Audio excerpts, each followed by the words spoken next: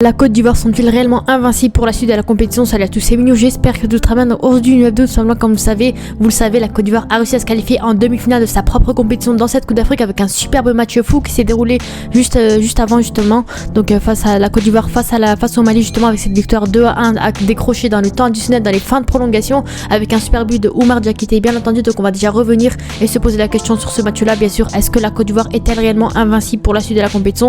Est-ce qu'elle peut bien sûr gagner cette Coupe d'Afrique dans son pays quelques années après, des années après, bon voilà, 10 ans après on va dire, vu que la dernière coupe date de 2015, mais à domicile, franchement ils n'ont jamais gagné de Coupe d'Afrique à domicile. Donc voilà, on va déjà revenir sur ce match là et bien sûr sur la composition de la Côte d'Ivoire dans ce match là et voir qu'est-ce qu'ils auraient pu améliorer, qu'est-ce qu'ils auraient pu faire, leurs avantages, leurs inconvénients, et au final à la fin répondre est-ce que la Côte d'Ivoire peut gagner cette Coupe d'Afrique tout simplement. Donc déjà on va revenir un peu sur la composition du match qui a été donnée en 4-3-3, bien sûr comme vous savez, le nouveau coach qui a réalisé l'exploit face au Sénégal justement avec cette victoire au tir au but au 8e de finale, et aujourd'hui il réalise encore une fois un exploit face au Mali, très grosse équipe qui était vue comme étant une équipe favorite aussi pour cette compétition. Très gros match qui s'est déroulé entre ces deux équipes ce samedi soir justement. Donc franchement j'ai vraiment hâte de parler de ce match là quand on voit la Côte d'Ivoire, la très belle équipe que la Côte d'Ivoire a justement, Yahya Fofana dans les cages, Ghislain Konan sur le côté gauche, Evan Ndika et Kosunu afin de compléter la charnière centrale, et bien sûr Sergio sur le côté droit, Jean-Michel Seri en tant que numéro 6, Kessie Fofana pour l'accompagner, et en attaque Gradel sur le côté gauche, Kouamé en pointe et Nicolas Pepe sur le côté droit tout simplement.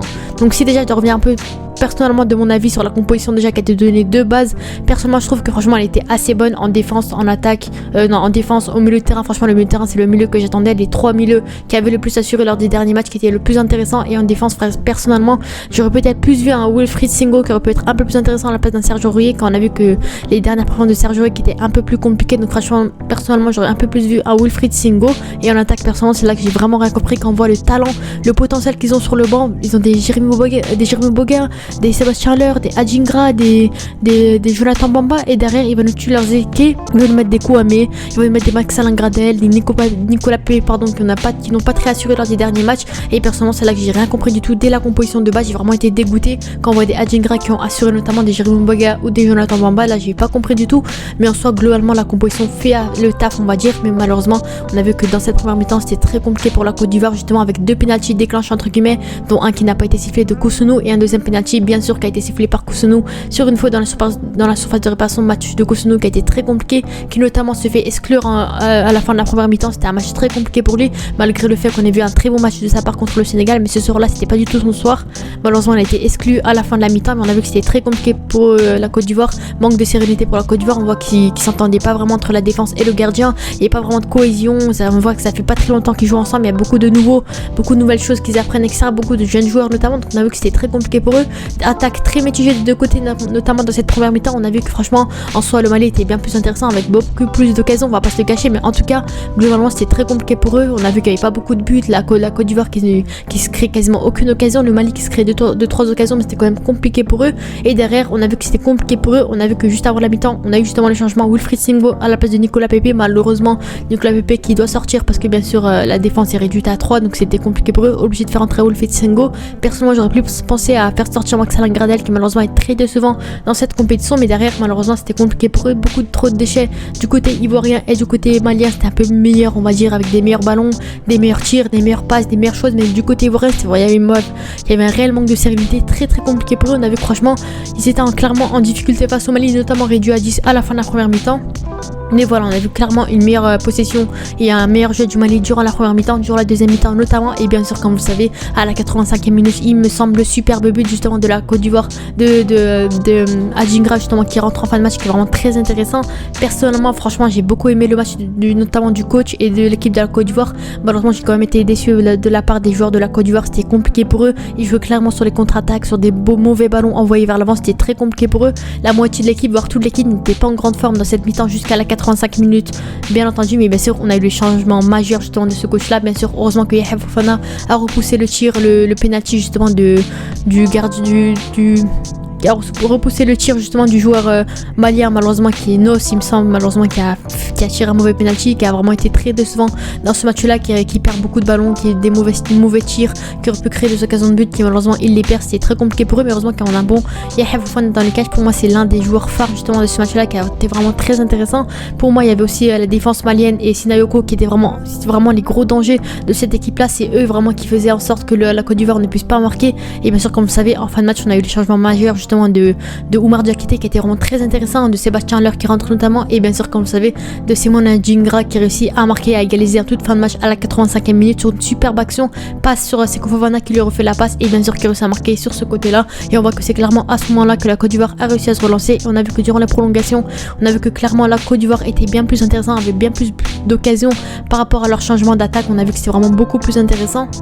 Malheureusement, bien sûr, du côté de la Côte d'Ivoire, on a eu aussi des flops comme Kousounou qui malheureusement a été très décevant. On a vu contre le Sénégal, ça a été un choix majeur, un choix fort qui était vraiment très intelligent. Mais là aujourd'hui, malheureusement, il n'était pas du tout dans son match. Il perdait beaucoup de ballons, notamment les 2 pénaltys déclenchés, le carton rouge pris à la fin de la mi-temps. Très compliqué pour eux, mais on a vu que derrière la Côte d'Ivoire a réussi à se maintenir. À la fin de match, on remarquait même plus qu'ils étaient réduits à 10. Franchement, c'est une très belle Côte d'Ivoire à partir des prolongations et à partir du but à la 85e minute.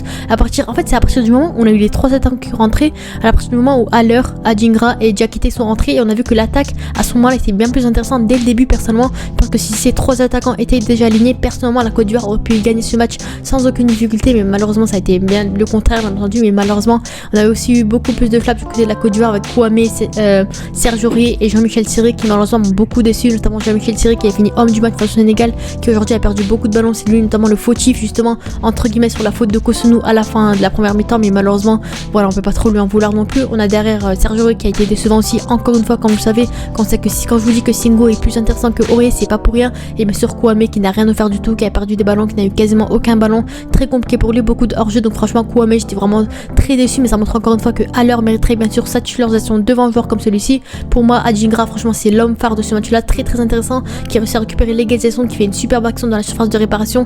Voilà, franchement très bon joueur qui a réussi à sauver cette équipe de la Côte d'Ivoire. Et pour moi, franchement, s'il y a un truc que je dois reprocher au coach de la Côte d'Ivoire, c'est le fait que Jonathan Bamba, Jérémy Oboga et que Adingra soient très souvent sur le banc et qui comptent plus sur des joueurs comme Kouame, Crasso ou Gradel. Franchement, c'est des joueurs qui pour moi n'ont pas du tout le niveau de la Côte d'Ivoire. Très compliqué pour eux. On sait que ça reste des joueurs soit malheureusement qui ont passé leur temps avec la Côte d'Ivoire, qui sont âgés, qui ne prouvent plus vraiment rien avec cette équipe de la Côte d'Ivoire, soit des joueurs qui malheureusement n'ont pas encore les nouveaux, même si Crasso a été intéressant en ce début de compétition. Mais pour moi, franchement, Oumar Diakité, Adingra et Sébastien Haller sont des joueurs qui mériteraient plus de temps de jeu. C'est compliqué pour eux, on a vu, mais heureusement qu'encore une fois, Diakité et justement Adingra ont été intéressants, ont réussi à être décisif et à sauver la Côte d'Ivoire. Justement, est-ce que la Côte d'Ivoire peut être invincible dans cette compétition? Personnellement, je pense que ça reste une équipe très intéressante avec beaucoup de potentiel sur le banc, mais personnellement ça va être compliqué à l'exploiter. On a vu que les coachs étaient en difficulté afin d'aligner les meilleurs joueurs possibles. On a vu qu'il y avait beaucoup de joueurs avec de grandes qualités, mais c'est compliqué de tous les faire aligner. Ils peuvent aligner que seulement 10 joueurs sur le terrain, donc on a vu que c'était compliqué, il fallait faire des choix forts. Aujourd'hui là,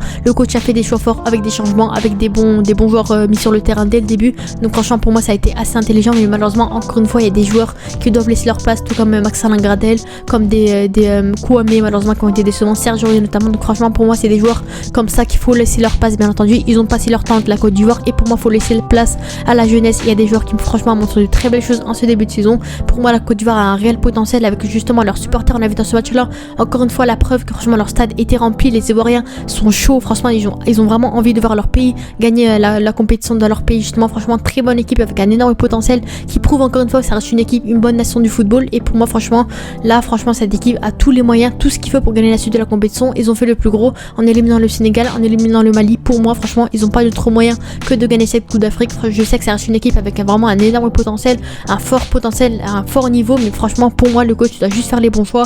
On a vu franchement niveau changement il a fait les bons choix. Malheureusement la composition de base était un peu compliquée, l'attaque était pas si ouf que ça, mais en soi franchement si le coach dès le début fait les bons choix qu'il faut, avec notamment des joueurs qui se donnent à 200% comme on l'avait avec Ghislain Conan qui a été très intéressant sur le côté gauche. C'est un joueur dont on ne parle pas beaucoup mais qui a été très solide défensivement. Pour moi Ghislain Conan ça reste une pièce phare de cette équipe. Bien sûr Yahya Fofana qui a arrêté un arrêt décisif justement sur le penalty de Nos malheureusement, qui a été malheureusement très décevant dans ce match là. Et derrière on a des joueurs franchement qui se donnent à 100%. Seko Fofana, un homme phare de cette équipe qui a été très intéressant aussi notamment, et Adingra et Diakité qui franchement des super stops, qui réussissent à marquer en fin de match, qui prouve encore une fois qu'il mériterait du temps de jeu, plus de temps de jeu dans cette équipe de la Côte d'Ivoire.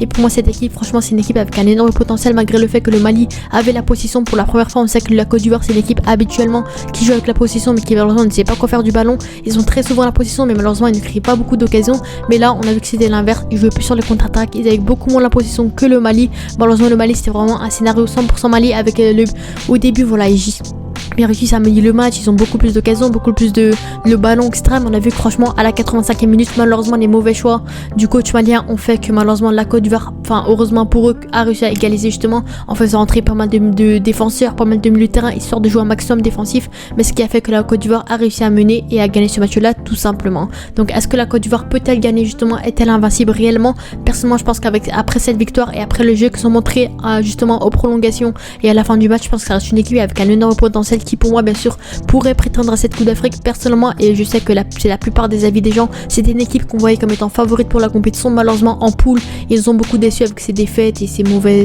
exploits. On a vu que c'était compliqué pour eux, mais ensuite depuis le Sénégal on a vu qu'ils se sont complètement relancés avec un nouveau coach, des nouveaux dispositifs, un nouveau style de jeu. On a vu complètement que la Côte d'Ivoire s'est retransformée et qui pour moi pourrait prétendre à ce titre de Coupe d'Afrique tout simplement. Donc voilà, c'était mieux, n'hésitez pas à vous abonner et à liker. On se dit à la prochaine, ciao.